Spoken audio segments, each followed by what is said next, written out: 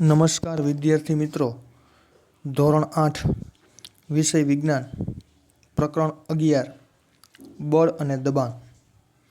હવે અગાઉના પ્રકરણની અંદર આપણે બળ અને દબાણ વિશેની કેટલીક સામાન્ય માહિતી મેળવી તથા આ બંનેની અસર પણ આપણે જોઈ.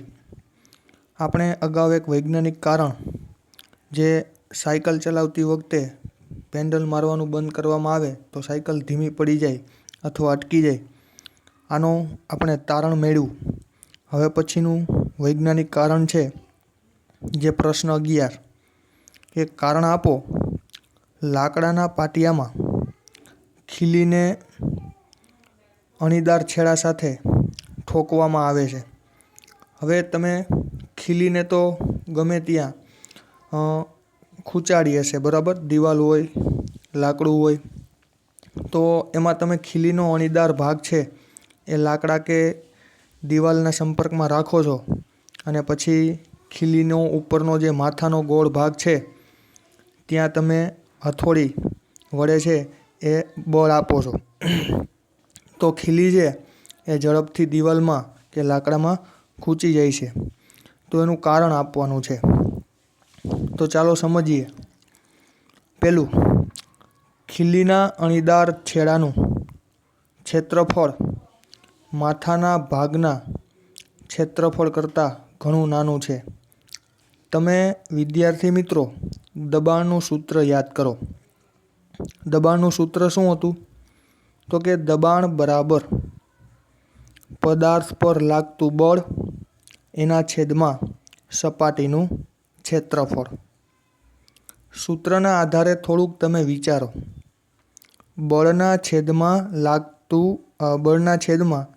ક્ષેત્રફળ છે, મતલબ કોઈ સપાટીનું ક્ષેત્રફળ જેમ નાનું હશે એમ એના પર લાગતું બળ છે એનું મૂલ્ય વધી જશે.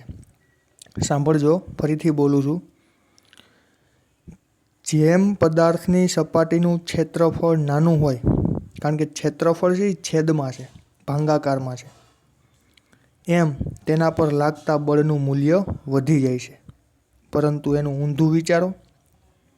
જેમ કોઈ સપાટીનું ક્ષેત્રફળ છે, એનો એરિયા છે એ મોટો હોય, એમ એના ઉપર લાગતા બળનું મૂલ્ય ઓછું થઈ જાય છે. અહીંયા તમે જોઈ શકો છો કે ખીલીનો જે માથાનો ગોળ ભાગ છે તેની સરખામણીમાં ખીલીનો નીચેનો જે અણીદાર ભાગ છે એનું ક્ષેત્રફળ બહુ ઓછું છે, બરાબર? તો એટલા માટે તમે જ્યારે ખીલીના માથાના ભાગ પર જે બળ લગાવો છો તો એ બળની અસર ઘણી બધી વધી જાય છે, એટલે કે દબાણ વધી જાય છે. પરિણામે ઓછા બળે પણ તમે ખીલીને દિવાલની અંદર કે લાકડામાં ખૂંચાડી શકો છો. તો અહીંયા તમને પહેલો મુદ્દો સ્પષ્ટ થઈ ગયો કે માથાના ભાગ કરતાં અણીવાળા ભાગનું ક્ષેત્રફળ છે એ નાનું છે. બીજો મુદ્દો, નિશ્ચિત બળ વડે ઓછા ક્ષેત્રફળવાળી સપાટી પર વધુ દબાણ પેદા કરી શકાય છે. આ બીજો મુદ્દો સમજવા માટે એક અન્ય ઉદાહરણ તમને હું આપું.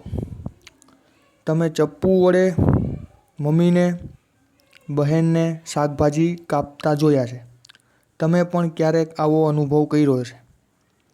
હવે એ ચપ્પુ ધારદાર હશે ને તો ઝડપથી શાકભાજી કપાશે, સારી રીતે શાકભાજી કપાશે. એમાં તમારે વધારે બળ આપવાની પણ જરૂરિયાત નહીં રહે. પરંતુ વિચારો, એ ચપ્પુ છે એની ધાર બૂંધી થઈ ગઈ હોય, જતી રહી હોય, મતલબ કે એની ધાર બરાબર ના હોય, તો શું થશે? તમે જે શાકભાજીનું કાર્ય કરો છો ને સહેલાઈથી, એટલી સહેલાઈથી નહીં થાય, શાકભાજી નહીં કપાય. તમે જે બળ લગાવો છો ને એના કરતાં પણ વધુ બળ લગાવવું પડશે. કેમ? તો ભાઈ ચપ્પુ છે એની ધાર છે એ જાડી થઈ ગઈ છે પહેલાંની સરખામણીમાં. જાડી મતલબ ક્ષેત્રફળ વધી ગયું છે.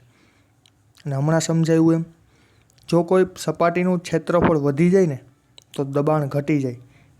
હંમેશા યાદ રાખજો, દબાણ અને ક્ષેત્રફળ બંને વ્યસ્ત હશે. ક્ષેત્રફળ ઘટે તો દબાણ વધે, ક્ષેત્રફળ વધે તો દબાણ ઘટે. ત્રીજો મુદ્દો, તેથી લાકડાના પાટિયામાં ખીલીને તેના માથાના ભાગના બદલે અણીદાર છેડા પાસેથી ઠોકવામાં આવે છે. થોડુંક વિચારો, હવે તમે ખીલીને અણીદાર ભાગ લાકડા કે દિવાલના સંપર્કમાં રાખતા હતા, પણ ઊંધી ખીલી રાખો તો, એટલે કે હવે અણીદાર ભાગ તમારી સામે રાખો અને ગોળ માથાવાળો ભાગ છે એ દિવાલ કે લાકડાના સંપર્કમાં રાખો તો શું પરિણામ થશે? તમે કદાચ ગમે એટલું બળ લગાવી લો, ખીલી વળી જશે, બેવડી થઈ જશે, પરંતુ એ દિવાલમાં ખૂંચશે નહીં. કેમ? પહેલાંની સરખામણીમાં બળ તો આપણે વધુ આપ્યું. એનું કારણ છે બળ દ્વારા જે પહેલાં દબાણ ઉત્પન્ન થતું હતું ને એની સરખામણીમાં હવે દબાણ ઘટી ગયું છે. ભલે તમે બળ વધાર્યું છતાં પણ દબાણ પહેલાંની સરખામણીમાં ઓછું છે.